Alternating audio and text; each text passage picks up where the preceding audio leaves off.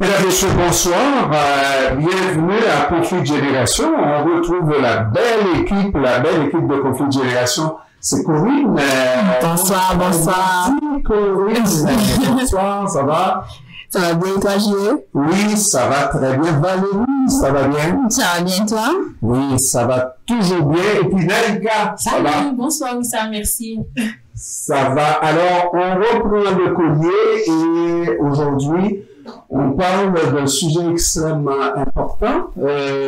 C'est assez bizarre qu'on titre notre sujet comme ça, la liberté de choisir. On a toujours l'impression, en Amérique du Nord, en Occident, qu'on a la liberté de choisir. C'est un droit de pouvoir choisir ce qu'on veut. Mais moi, je me pose la question, et nous allons nous poser la question ce soir, est-ce qu'il s'agit d'une illusion de croire qu'on a toujours ce droit de choisir, la liberté de choisir? Je crois, honnêtement, que c'est une illusion. Parce que si on dit qu'on a le droit de choisir, on a le droit de choisir n'importe quoi, n'importe quand, et n'importe qui aussi. Alors, vous me voyez dire,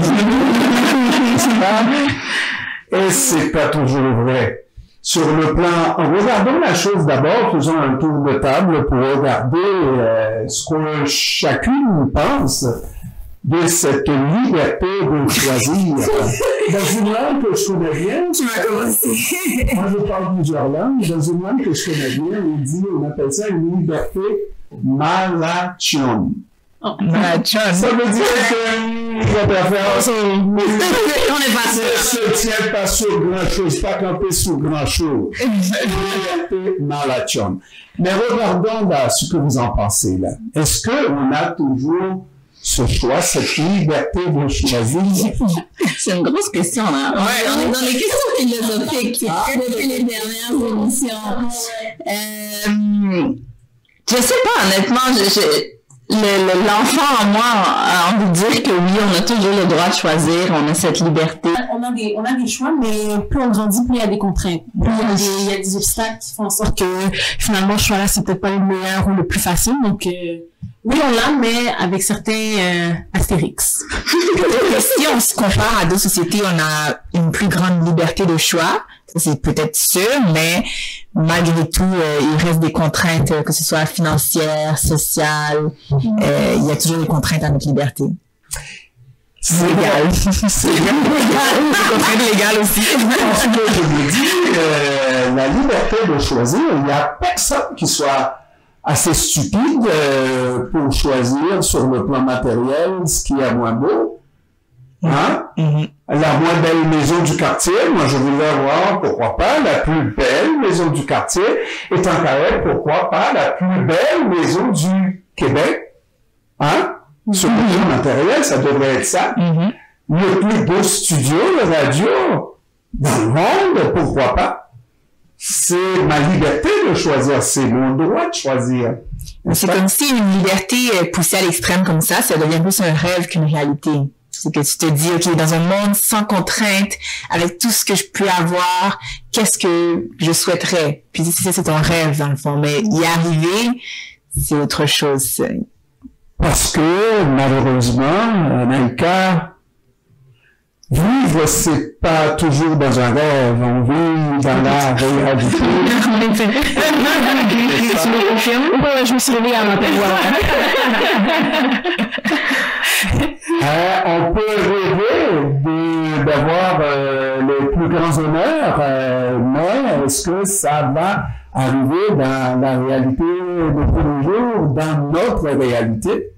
Est-ce qu'on peut continuer à vivre dans les rêves tout le temps, non? Non. Non, mais il y a des gens qui arrivent à faire de leur rêve réalité. Ça, c'est un choix que chaque individu peut faire, de dire, ben moi, j'ai le rêve d'avoir la plus belle maison du quartier, donc je fais le choix de faire des sacrifices nécessaires pour arriver à avoir la plus belle maison du quartier. Fait que, tu sais, ouais. C'est ça, il y en a qui ne se laissent pas avoir non plus par les contraintes, la pression sociétale, qui vont plus s'éloigner pour chercher à réaliser leurs rêves, leur idéal de vie, de mode de vie, à la place de se laisser, comment dire, influencer par ce que on nous impose. Comme par exemple, je pense aux gens qui quittent la ville pour aller loin dans un autre pays, à la campagne, puis vivent un mode de vie complètement différent, sans nécessairement travailler à chaque jour, vendredi 9 à 5, sans nécessairement dépenser beaucoup, puis consommer beaucoup. Ils vivent juste un autre mode de vie parce que ils choisissent une plus grande liberté. Ça s'appelle la simplicité volontaire. Ouais, exact. Ouais.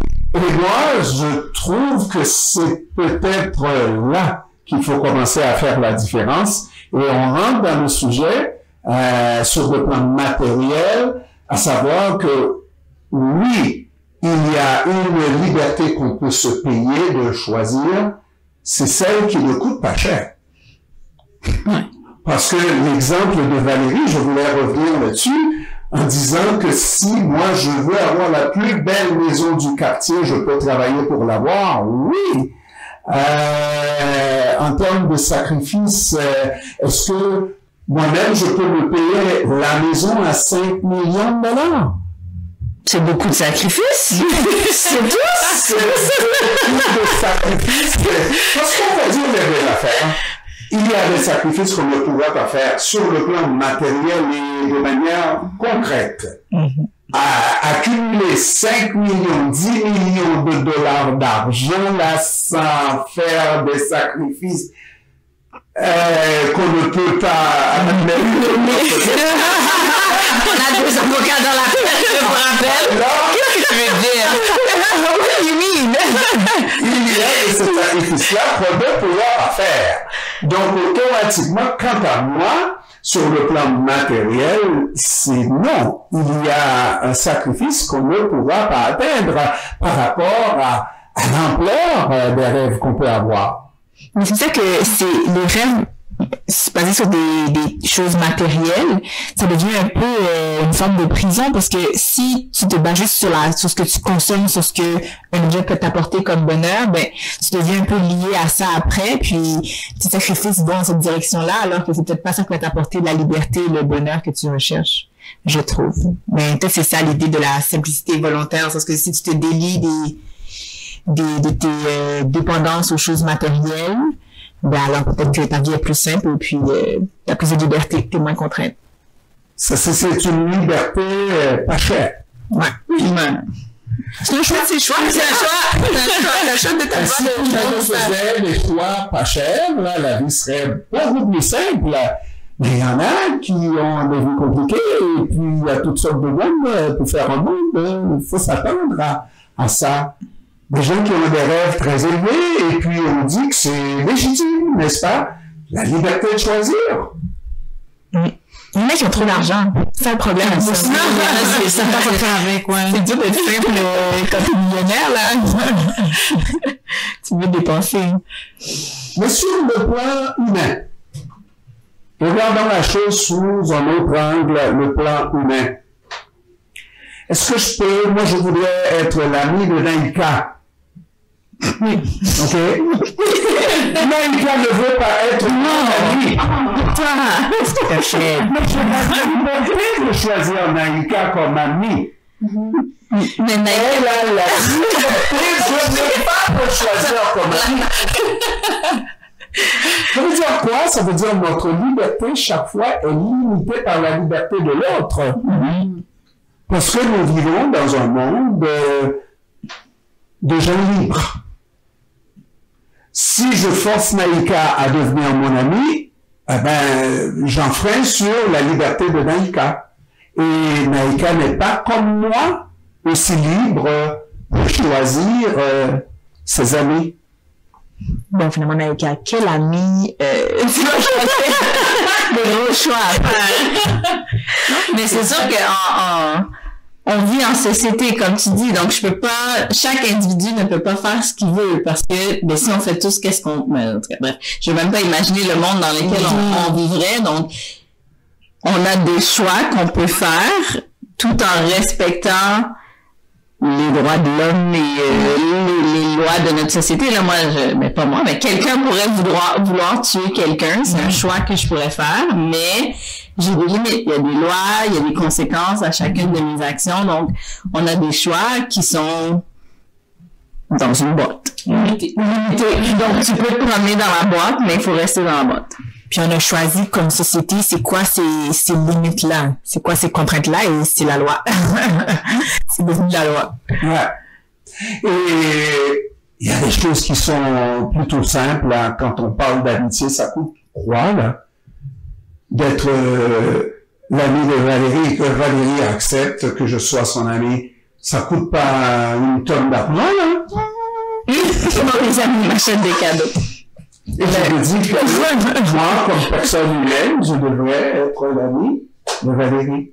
Valérie, elle a un calendrier chargé, puis elle a pas le temps d'avoir d'autres amis. Non. Ensuite, sa liberté va être réduite à néant. Là, si elle prend un autre ami, c'est comme j'ai plus de liberté. On va essayer de mélanger la chose parce que automatiquement, qu'on parle d'amitié, on se dit que l'amitié n'a pas de prix, c'est quelque chose qui est extrêmement important, et là, une personne est réputée être, ça tu sais, de bonne foi, au départ, quelqu'un qui me dit qu'il veut être mon ami, sans arrière-pensée, je dois croire qu'il veut être mon ami, sans arrière-pensée, sans vouloir m'exploiter, sans vouloir... Et pourquoi ne pas lui donner une chance de faire sa preuve d'être mon ami? Moi, je décide que nous n'avons pas d'atomes crochés dès le départ, et puisque nos atomes ne crochent pas dans le même sens, on n'ira pas ensemble. Nos chiens ne peuvent pas chasser ensemble. C'est une expression créole que tu as traduite en français. Clairement, hein? On décide. Moi, j'essaie de voir cette liberté-là, qu'est-ce qu'elle est véritablement. Qu'on galvaude en Amérique, en Occident, le droit de choisir, la liberté de choisir. Et où est-ce qu'elle est la contrainte? Et les plus belles filles que j'ai avec moi, là, devraient pouvoir choisir les plus beaux corps. Pour sortir, moi, je fais le choix de sortir avec ce gars-là. Et ça devrait marcher. C'est seulement. C'est le droit de choisir, non? Mais ça serait fun. C'est fun. Mais oui, ce serait fun de faire comme des Sims, puis être comme, ah, moi, je me regarde comme ça, tati. Mais, tu sais, je veux dire, on est dans la vie réelle, justement, puis, tu sais, c'est pas tout le monde, on n'a pas tous les mêmes atomes crochus. Ah. Donc, ça arrive. Mais c'est un choix. Ouais, puis en plus, je pense que cette liberté-là, elle est comme influencée par les perceptions, les choses qu'on voit dans les médias sociaux, par exemple, ou bien notre entourage, comme par exemple, si je vais être amie avec Valérie, mais Valérie veut pas être amie avec moi parce que je suis la loseuse, la risée de l'école, je suis pas intéressante, j'ai des lunettes, j'ai des broches. Donc Valérie, elle est pas intéressée finalement, parce que elle a toutes ces idées-là externes de moi, des choses qu'on lui dit. Donc peut-être que son choix, en fait, c'est un faux choix parce qu'elle est influencée par plein de choses en même temps. Parce que, et à ce moment-là, on remet en question la liberté de choisir. La liberté de choisir, moi, devrait nous amener à pouvoir choisir le vêtement qu'on veut, je sais pas, l'ordinateur qu'on veut, l'école qu'on veut, le métier qu'on veut. Mais c'est bien, hein, d'être avocate dans le style de Corinne, n'est-ce pas, élégante avocate qui plaide. Est-ce que, hein, lorsqu'on postule pour faire son baccalauréat, est-ce que l'université est obligée de nous accepter? Moi, je veux être avocat, je veux être avocate. Pourquoi je n'ai pas le droit de choisir, puisqu'on me dit que je suis libre de choisir? Non. On a déjà le quota de cette année, repostule l'année prochaine. Est-ce que cette liberté est réelle ou factice, ou bien on nous fait croire qu'on est libre véritablement en Occident de faire les choix qu'on veut? Ben, je pense que si on se compare à d'autres endroits dans le monde, on a plus de choix. Tout alors qu'il y a des femmes qui me ressemblent dans d'autres parties du monde qui pourraient pas faire la fraction des choses que moi j'ai accomplies. Donc je pense que oui, on est extrêmement chanceux, en tout cas en Amérique du Nord, de pouvoir faire une multitude de choix, tout en respectant le cadre dans lequel on existe, là, les lois et les règles et tout ça. Mais je pense qu'on a quand même une certaine liberté qu'on doit apprécier. Mais oui, même si on a des limites, par exemple l'université qui nous refuse, on a quand même la liberté d'appliquer. Il y a rien qui nous empêche d'appliquer. Donc, au final, on a vraiment une liberté de choix parce que on peut choisir le métier qu'on veut. Maintenant, est-ce qu'on l'aura? Peut-être pas, parce que c'est pas simplement si tu veux, tu peux. Il faut aussi travailler, puis agir, puis...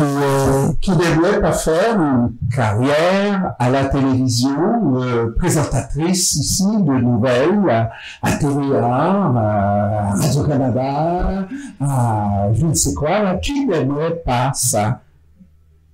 Tu n'aimes pas ça? Je lève la main. Tu lèves la main? C'est ton rêve. Ah non. Bon, alors, c'est non, ok, c'est ta liberté de dire. Même si c'est ta liberté aussi de nous mentir, c'est correct.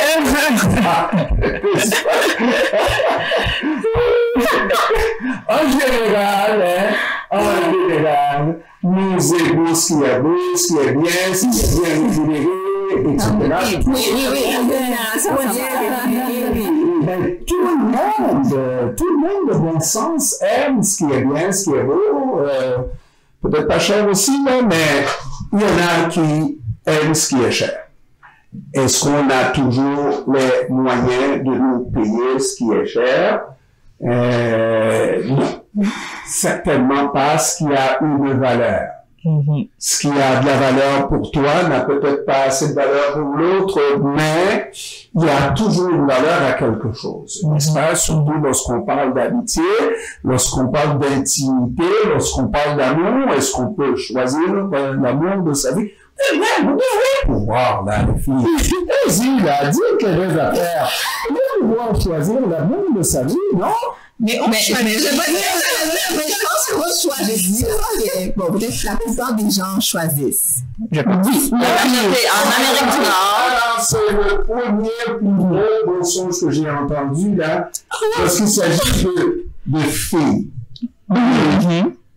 En général, les filles subissent, pour ne pas dire acceptent, la demande qui leur est faite, parce que les filles, en général, je ne sais pas si j'ai avec moi des filles qui vont faire le premier pas, en général. Et celle qui est devant moi, en face de moi,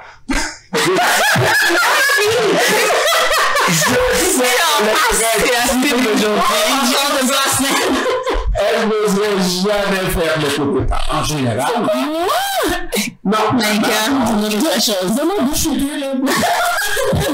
Elle dit l'accueil, tout le monde.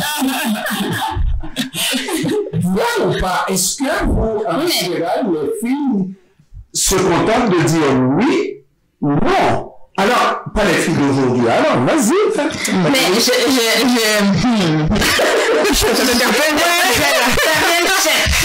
non, ok. Non, je pense que c'est vrai que dans la majorité des cas, les femmes ne font pas les premiers pas. Donc, c'est souvent les hommes qui vont venir vers.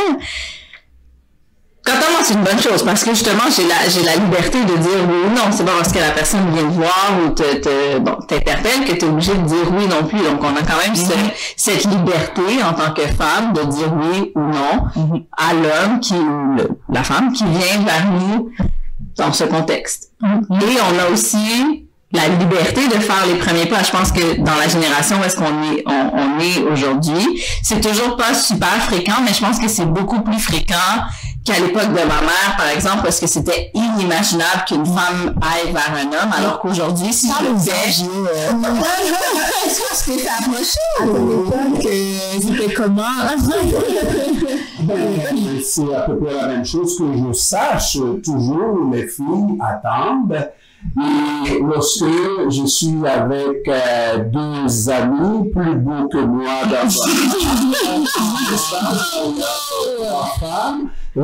les femmes espèrent toutes que c'est le plus beau vers elles, et que c'est moi qui avance. Heureusement, celle à qui je parle, qui aimerait que ce soit le plus beau du groupe, n'est-ce pas, est obligée de composer avec la demande qui lui est faite. Et c'est de là que je pose la question de cette liberté de choix. Puisque c'est lui qui vient, il n'est pas si pire, et puis s'il a un petit défaut, je m'arrange, je m'accommoderai, je vais ça. J'aurais donc préféré que ce soit le plus beau, qui semble être parfait, sans faute, sans défaut et tout ça. Non, c'est la réalité, les filles. Aujourd'hui, je trouve que c'est pas la même réalité. Aujourd'hui, je trouve que les filles sont plus affirmées à dire non. Tu sais, avant, justement, c'était le premier arrivé, le premier servi. Mais aujourd'hui, je trouve que c'est vraiment next. Justement, Tinder, là, c'est next. Il y a trop de choix. Il y a trop de choix. Il y a trop de choix. Et pour les gars, il y a tellement de choix parce qu'on a accès à beaucoup plus de personnes via Internet. Donc, au final, pourquoi on dit en anglais settle, là, on choisit une personne avec qui on n'a pas d'atome crochu, juste parce qu'on a un choix. Puis je pense à, pas Tinder, mais en tout cas, il y en a un autre où est-ce que c'est la femme qui doit faire le premier pas. Bumble, c'est ça, Bumble. Donc, c'est une application de rencontre et, bon, si deux personnes se matchent mutuellement, mais c'est à la femme de faire le premier pas. Donc, l'homme ne peut pas envoyer un premier message tant et on s'entend que la femme n'a pas écrit quelque chose. Donc, je pense vraiment que ça démontre que ça change, là. Mais c'est peut-être une mode. Oui, c'est vrai que ça existe. Quand même. Peut-être c'est une mode de notre génération. Oui. C'est une chose. C'est ça. Je pense au contraire. Non, qui va aller vers encore plus mieux, c'est encore plus. Je pense qu'il y a au bout beaucoup de déceptions. De la part de qui est déçu. Moi qui est déçu parce que bon, généralement les femmes veulent une relation stable, etc. Et la stabilité ne vient souvent pas avec la beauté de l'homme, l'élégance et tous les mensonges. C'est souvent le contraire.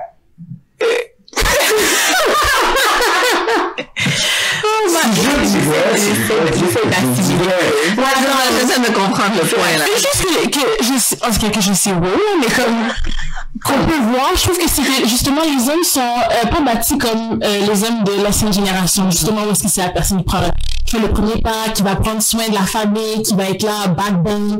Aujourd'hui, c'est vraiment vivre et laisser vivre et c'est vraiment une liberté comme c'est la dynamique de couple en général a changé puisque la femme elle a plus de choix aussi, plus de liberté, donc elle est moins contrainte assise à la maison en train de rien faire. Je pense qu'il y a une certaine égalité qui se retrouve dans la relation maintenant de nos jours. Ça a changé. Bon, alors, cette liberté de choisir, là, on va aller à pouvoir véritablement, puisqu'on voit, vous essayez de me dire, oui, la liberté est totale, de choisir est totale, mais nous voyons déjà des contraintes, là, de cette liberté malacho, de cette liberté qui n'en est pas véritablement. Alors, est-ce qu'on ne devrait pas, conscient de ça, justement restreindre cette liberté-là et de manière consensuelle?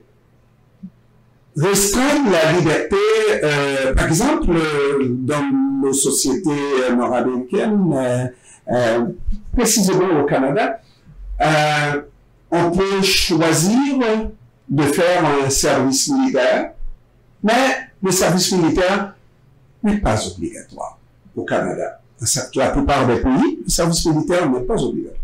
Puis on se réveille à un moment donné, on se dit, oh, l'armée est importante, et puis on n'a pas suffisamment de gens qui se prédestinent à être membres des forces. est-ce qu'on ne devrait pas exiger à tous les jeunes de faire un service militaire de 3 mois, de 6 mois, d'un an? On prédétermine, comme ça existe dans la plupart des pays, restreindre cette liberté qui est égalée et qui n'en est pas vraie, là. Commencez à restreindre. Et je vous donne une autre problématique, mais dans le même sens, surtout en période de pénurie. Hein? Dans le domaine de la santé. Qui décide de s'inscrire à Sciences Po? Qui décide de s'inscrire à telle autre science pour mieux vagabonder et vivre des années sympathiques nouveaux? Alors qu'on sait, on sait que les études nous disent que dans 10 ans, il va manquer du monde dans le domaine de la santé. Actuellement, il en manque. Est-ce qu'on ne devrait pas forcer un certain nombre? Toi, tu vas aller en médecine. Toi, tu vas aller en technique infirmière. Toi, pour contrôler l'évolution de cette société, de sorte que nous ne soyons pas pris au dépourvu, on arrive, et puis la société fonctionne caïn, n'est-ce pas? Est-ce qu'on ne devrait pas restreindre? Parce que je reviens encore à la liberté de choisir, là. C'est qu'on sait très bien que mon choix va me conduire à peut-être à la, je sais pas, je dirais pas le mot là, mais à ne pas travailler, à ne pas être très utile à ma société, alors qu'il y a des domaines dans l'éducation, hein, qui sont très utiles et où il manque de participants. Est-ce qu'on ne devrait pas arrêter cette chose qu'on galvaude, liberté de choisir, et qui n'en est pas, et forcer nos plus jeunes à s'inscrire dans des domaines particuliers dans le but d'être utile plus jeune à cette société et plus longtemps à cette société? Mais je pense que ce qui motive justement la part des jeunes de nos jours, c'est justement la rémunération. Puis de savoir que tu peux danser 15 secondes sur TikTok puis faire le salaire d'un médecin. Je pense que c'est ce qui fait en sorte qu'il y a beaucoup plus de jeunes qui vont dans l'entrepreneuriat, ce genre de choses-là, qui vont aller dans l'éducation parce qu'ils ont comme une autre porte de sortie qui est moins demandante, si on veut, entre guillemets. Ouais. Fait que je pense que c'est peut-être pour ça que justement il y a des jeunes qui vont pas dans des métiers, comme on dit, essentiels, parce que justement ils peuvent trouver mieux ailleurs. Ouais. C'est ça, c'est des... Vas-y. Non, mais j'allais dire, je sais pas si c'est une bonne chose non plus de forcer les gens à aller dans une certaine branche. Moi, d'avoir un médecin qui a pas vraiment le goût d'être médecin, qui m'intéresse, je sais pas à quel point ça va être une réussite, puis c'est probablement pas des gens qui vont rester dans le domaine pendant longtemps. Il y a beaucoup de gens qui ont choisi le domaine de l'enseignement puis finalement se rendent compte que c'est pas pour eux, donc ils quittent. Donc c'est pour quelqu'un qui a même pas choisi ça à la base, je sais pas à quel point ça va avoir du succès. Je pense que ça n'a jamais été une option pour la société québécoise d'imposer un choix de carrière à ses citoyens, mais c'est sûr qu'ils font beaucoup, ils encouragent beaucoup certains domaines parce qu'il y a des manques, mais de là à l'imposer, en disant c'est notre société, moi dans toutes mes années de vie, là, j'ai jamais vu c'était une discussion même, par exemple d'imposer le service militaire ou bien d'imposer le travail essentiel dans les domaines médicaux, mais je pense que je serais plus enclin à accepter d'imposer une personne à aller dans le domaine médical que d'aller dans le service militaire, parce que je trouve que ça a des valeurs pour moi qui sont beaucoup plus importantes que les valeurs qui sont reliées à l'armée puis à la sécurité publique, etc. Donc peut-être qu'il y a un choix à faire là-dessus aussi sur quelles valeurs sont supérieures à nous puis nous rejoignent tous comme société qu'on pourrait carrément restreindre notre liberté pour s'accrocher à ces valeurs-là. On s'entend qu'il faut voir au départ à structurer notre société, à organiser la société, à prévoir la société des années 2050 et 60, etc. Et s'il faut prévoir, c'est justement, par exemple, aujourd'hui, on sait avec certitude les 10 métiers au Canada qui sont les plus en demande, où il y a le plus de besoins. on peut savoir avec certitude que dans les 20 prochaines années, voilà les métiers, etc. On a besoin de tous les métiers, mais est-ce qu'on a besoin de dépenser tellement d'argent pour des domaines qui ne sont pas très en demande? Et nous, comme parents, envoyer nos enfants étudier, laisser nos enfants avec leur liberté de choisir, aller faire des carrières d'étudiants, devrais-je dire. Parce qu'il y en a, des fois, se demandent est-ce qu'ils vont avoir une pension à la fin de leurs études, parce qu'ils étudient beaucoup, mais dans des domaines qui ne sont pas vraiment très en demande. Alors, puisqu'on le sait, est-ce qu'on ne devrait pas, est-ce que c'est pas être hypocrite à la rigueur de laisser choisir à nos jeunes des carrières qui ne leur permettront pas de gagner leur vie et d'être surtout utiles à la société? Moi, je trouve que c'est une question intéressante. Peut-être que je vais prendre une position extrémiste, là, mais peut-être que moi, je pense que ça pourrait être une option d'imposer certaines carrières. Parce qu'en plus, il y a beaucoup de jeunes qui ne savent pas dans quel domaine ils veulent aller, disons. Donc, peut-être que d'imposer un choix, peut-être ça peut leur permettre de découvrir finalement une nouvelle passion, de nouvelles aptitudes. Puis, je pense que tout le monde devrait passer au moins par un service. Je veux dire, faire du service à la clientèle ou travailler à l'hôpital ou avec des personnes âgées, par exemple, c'est des expériences que peut-être que tout le monde devrait avoir.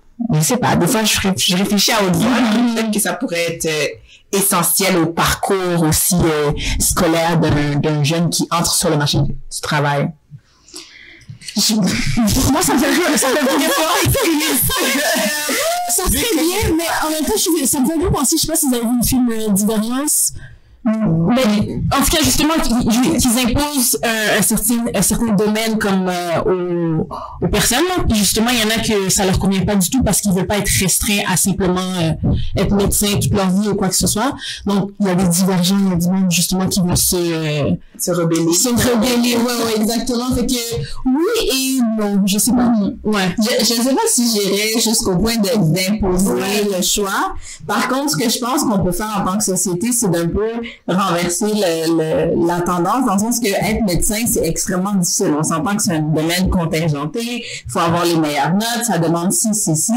Alors que bac en art, facile de rentrer en art plastique, c'est beaucoup plus facile. Fait que je pense qu'une des choses qu'on peut faire sans imposer, c'est de renverser ça. Ça veut dire, faire un bac en art plastique, c'est extrêmement compliqué, ils prennent 2 personnes par année, alors qu'être médecin, ouais, tout le monde veut appliquer. Allez, venez-vous-en les médecins. Je pense que c'est peut-être une façon, c'est pas imposé, mais t'as beaucoup plus de chances d'être médecin que d'être prof d'art. Fait que, on y va comme ça.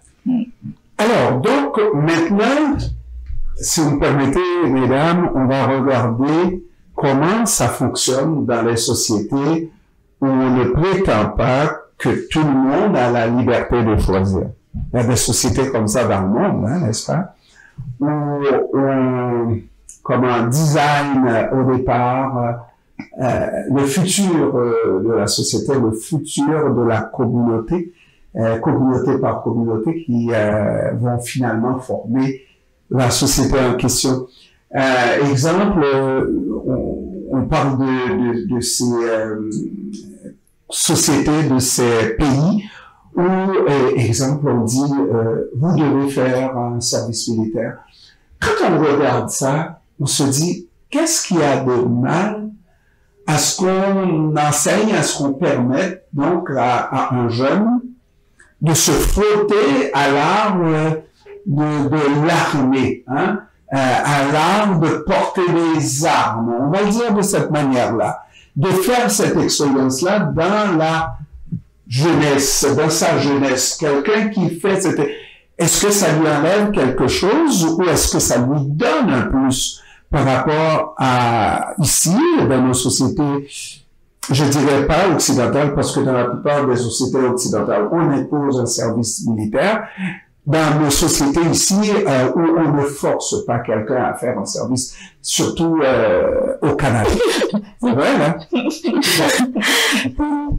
Et puis, il y a de ces gars-là, on dirait qu'ils n'ont pas Dieu pour voir.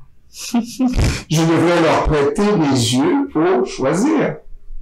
Et s'ils avaient des yeux, ils auraient choisi les muets.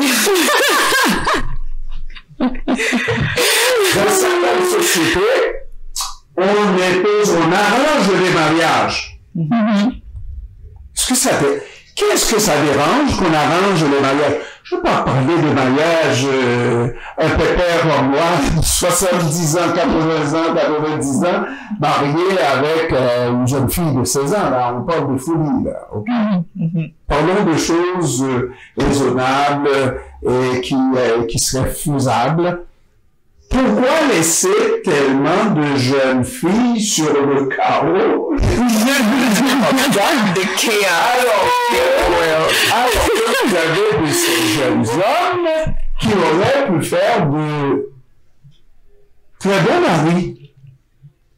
Pourquoi on ne devrait pas arranger des mariages dans nos sociétés aussi? Est-ce qu'il y a de l'autre côté négatif, par exemple, dans les mariages arrangés? Moi, je vais faire le point extrême, comme Corinne l'a fait tantôt. Moi, je suis pour les mariages arrangés. Surprise. Je pense que, bon, dans la mesure du légal et approprié et tout, là, on s'entend, mais je pense que oui, justement, il y a tellement de choix en date d'aujourd'hui que, tu sais, on regarde le pool d'hommes et le pool de femmes, puis on a tellement de choix, on a tendance à passer au prochain rapidement, on se donne pas la peine, alors que quand c'est un mariage arrangé, que tu sais que ton père et ta mère vont vraiment filtrer au maximum pour trouver la personne selon eux idéale. Moi, je trouve ça plus simple. Moi, je peux m'asseoir et quelqu'un, j'ai pas à aller moi-même trouver cette personne. Moi, j'attends patiemment qu'on m'amène mon mari, donc ça va. Moi, je suis d'accord aussi, le seul X, c'est la crainte que les parents choisissent justement un prénotant pour eux et non pour la jeune demoiselle. C'est le seul X, mais sinon, je serais très d'accord pour eux. D'accord qu'on devrait avoir le choix de choisir entre un mariage arrangé ou bien de vouloir faire un autre processus pour trouver son futur mari. Tant que, si ça, il y a un peu de liberté dans le processus aussi, même dans le processus de mariage arrangé, ça peut dire à la fille, non, lui, pas trop intéressé, lui, je suis intéressé, ben, je trouve que c'est quand même un bon milieu entre une liberté extrême puis une contrainte extrême. Ouais. Parce que, à un moment donné, une société doit évoluer aussi, vrai? Doit évoluer et ça fonctionne surtout avec les humains. Liberté de choisir. Et je sais qu'il y en a qui ne sont pas d'accord avec moi.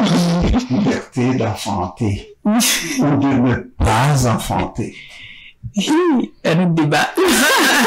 Et là, il y a des gens que je connais qui vont choisir tout simplement. Ne suivez pas mon regard, vous le verrez. Je fais le choix d'avoir un chien. Ça fait pas, ça va parler, ça va dire ce que ça veut, ça va expliquer ses besoins, ça va quitter la maison. Le chien, il est là, 15 ans, il n'y a rien à faire. Ça veut dire que le chien verra, mais ne parlera pas. C'est ça, 100%. Le chien, c'est un enfant de 2 ans et moins, mais c'est ça, la vie, il y a jamais vu. Soyons sérieux. Il y a la reproduction, il y a l'équilibre de la société d'une certaine manière. C'est pas avec des chiens qu'on va faire l'équilibre de la société. Il y a trop de gens sur la planète. On retourne à un autre débat qu'on a déjà eu. On retourne à un ancien débat qu'on avait déjà eu. C'est-à-dire qu'on est déjà trop sur la planète. Donc, surpeuplé. Les familles qui ont juste un chien, mais c'est des familles qui sauvent la planète au contraire. Exemple à suivre. Ce ne sont pas nous, bien sûr. On est déjà trop nombreux sur la planète. Mais le choix, la liberté de choisir, de se faire anesthésier ou de choisir l'heure à laquelle on doit mourir. Et c'est la liberté de choisir. Parce qu'on est trop nombreux là. On va être là. Moi, j'ai le droit de choisir de mourir exactement à 20h45, mercredi le 30 septembre. Non. Parce que moi, je suis pour, mais maybe Je suis un peu mitigée, mais j'ai pas une opinion ferme sur cette question. Parce que pour moi, je suis pas Dieu, moi. Je vais pas jouer le rôle de Dieu et choisir au moment auquel ma vie va prendre fin. C'est pas à moi de faire ce choix-là. Par contre, si je suis en souffrance extrême et que ma qualité de vie est nulle et que je n'apporte rien à la société dans laquelle je vis, bah là, c'est pas pareil. Ouais, il y a un choix. Il y a un choix quand il ne reste plus de choix. Quand il ne reste plus de choix, ça, on peut comprendre la chose, là. Mais c'est de choisir quand tu as la possibilité, quand tu as encore une vie, et de dire que, vous savez, je souffre. Parce que la souffrance, là, n'est pas la même pour tout le monde. Mesurable, s'il est à 10 pour Valérie, est à 3 à peine pour moi, là. C'est tolérable. Hein? Alors, c'est basé sur l'excellence de Valérie qui va dire, non, j'arrête cette souffrance-là à partir de tel niveau. Et ça, on peut le comprendre. Mais si on n'avait pas cette possibilité-là, si on ne nous laissait pas, parce que je vous dis encore une fois, là, tout est malade-chum, là. Ce n'est pas vrai, là. Parce que le métier qui doit, c'est selon le maître, selon le droit, hein, qui doit assister quelqu'un qui veut obtenir l'aide médicale à mourir, il doit suivre des règles. Hein. Et puis s'il veut donner la petite dose, petite dose peut te conduire jusqu'à peut-être 10 jours de plus. Ou s'il veut te donner grande dose, c'est dans une heure, là. Il y a quelqu'un qui décide, est-ce que c'est le choix ultime? Oui, peut-être pour la demande, ça va amener à la même chose, mais dans combien de temps? C'est quelqu'un d'autre qui décide. Hein? Mais c'est pas ton choix ultimement nécessairement. Même la demande, il a évalué les critères avant de savoir si tu peux avoir l'aide médicale à mourir ou non, là. Est-ce que c'est un choix véritable qui ne nous trompe pas, c'est-à-dire que on a fait le choix, ce qu'on a choisi, c'est ce qu'on va avoir. Et si naturellement on n'avait pas le choix, on ne saurait pas qu'on devait avoir, parce que nos grands-grands-parents n'avaient pas ce type de choix-là. Hein. Ils vivaient et souhaitaient vivre jusqu'à la fin de leur jour. Pourquoi tout d'un coup alors qu'on l'homme vit longtemps plus vieux, n'est-ce pas? Et avec une meilleure qualité de vie, et l'homme décide de la petite souffrance, une souffrance de trop. Je ne parle pas pour tout le monde, là. Je dis qu'il y a des situations inacceptables, on s'entend. Mais entre la situation inacceptable, par rapport à la première difficulté, on dit, enlève-moi ça là, je ne veux plus voir ce corps qui plisse, qui prend de mauvais plis, je sais pas, et qu'on ne peut plus repasser pour le dire au noir, tout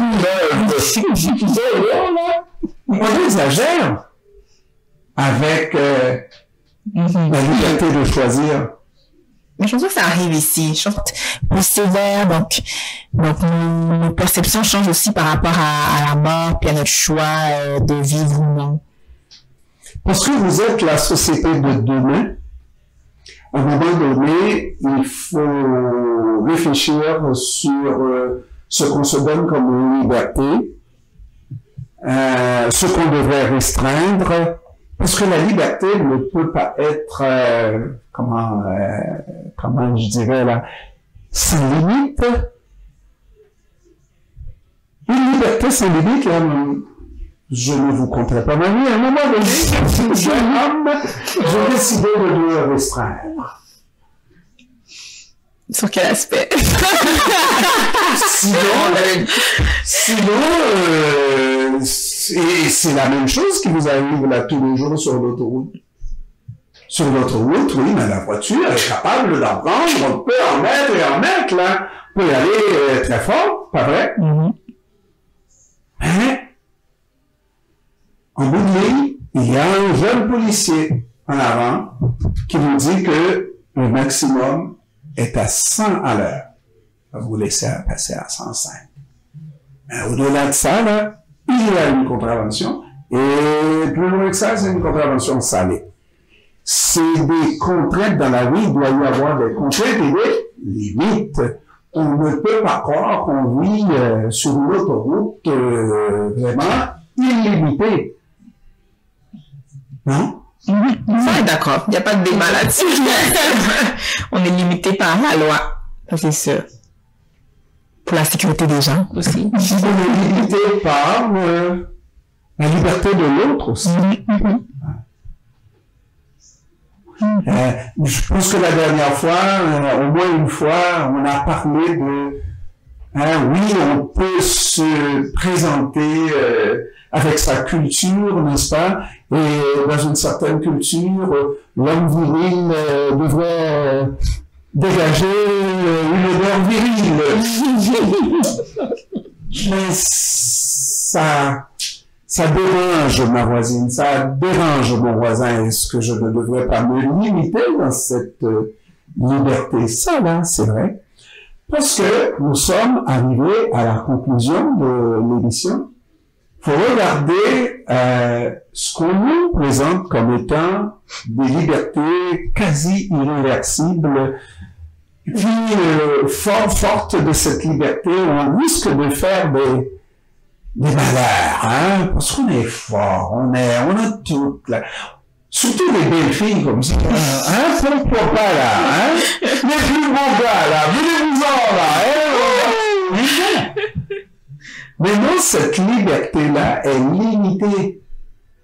Sinon, ben, c'est la loi qui va vous rappeler, et les législateurs, dans nos démocratie ont presque tous les pouvoirs. Et je veux prendre l'exemple, mais surtout la justice aux États-Unis, c'est que les femmes pensaient qu'elles avaient le droit d'avorter à tout bout de champ, quelle que soit l'étape de la grossesse. On n'est pas contre l'avortement. Moi-même, personnellement, je ne suis pas contre l'avortement.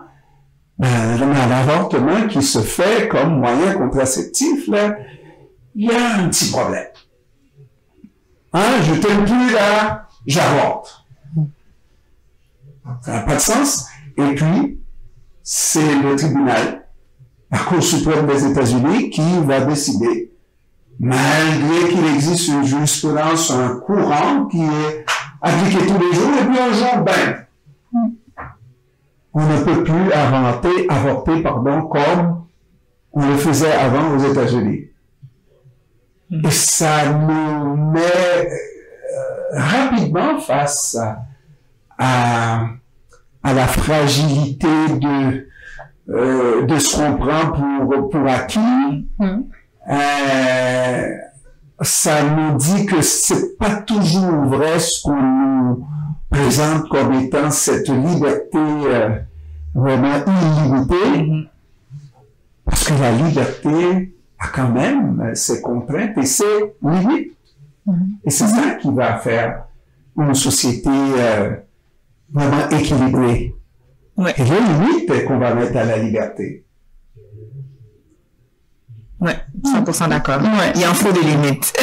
Je pense que c'est important si on veut vivre dans une société, ça prend des limites. Sinon, si tout le monde fait ce qu'il veut, quand il veut, comme il veut, ben ça fonctionne pas. Il faut qu'on ait des limites, des règles qui guident la société, qui nous permettent d'avancer, tout en permettant à chaque individu de vivre son individualité aussi. Donc, je pense que c'est de trouver ce juste milieu-là dans la liberté.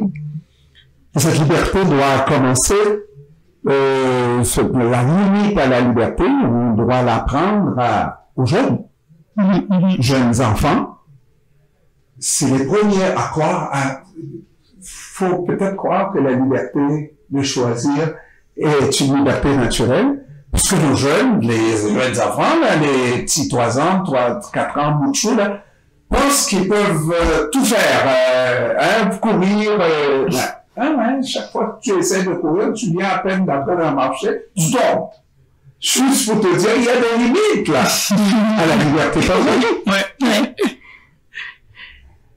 Alors, le mot de la fin, Valérie? Mon Dieu, ben, je pense que notre liberté a une limite, puis c'est important d'avoir cette limite-là, sans exagérer non plus. Il faut qu'on puisse vivre tous et chacun comme on veut. C'est ça. Oui, d'accord. On a des choix, mais des choix qui sont contraints à certaines limites, justement, que ce soit par la loi ou par la liberté de l'autre. Donc, faut faire attention puis penser à l'autre à travers le choix. Et puis, le mariage arrangé? Oui, pour le mariage. J'adore le mariage. Message aux parents. Moi, je dirais que, bon, au fur et à mesure qu'on évolue comme société, on peut s'asseoir puis on va définir ensemble qu'est-ce qu'on s'entend par liberté et par choix, quelles sont les valeurs sur lesquelles on s'entend, puis les limites sur lesquelles on s'entend aussi. Absolument, absolument. Et puis, surtout, qu'on ait à l'esprit qu'on fait partie d'une société. Une société, c'est composé d'humains, pas toujours des chiens, n'est-ce pas? Une dernière fois, il fallait glisser ça. D'accord. On a tous nos libertés. Nos libertés s'arrêtent justement là où commence celle des autres, n'est-ce pas? On ne peut pas tout se permettre, on n'a pas tous les droits. On est quand même limité dans nos droits et dans nos choix, hein? Et ce, à tous les plans. Alors, moi, là-dessus, je suis très satisfait. On n'a pas eu tellement de débats aujourd'hui. Non. Plus on passe du temps ensemble, il y aura moins de conflits. Ouais. Ça prend un sujet choc la prochaine fois. Ouais. Oui, plus chaud, hein. C'est trop philosophique. C'est ça. Alors, d'accord, merci. La prochaine fois, ça sera un sujet beaucoup plus chaud. On va faire des flamèches. Merci beaucoup, mesdames et messieurs, d'avoir été jusqu'à cette présente minute à l'écoute de Conflits de Génération. C'est toutes les semaines pendant un certain nombre de semaines. Merci, au revoir, à la prochaine.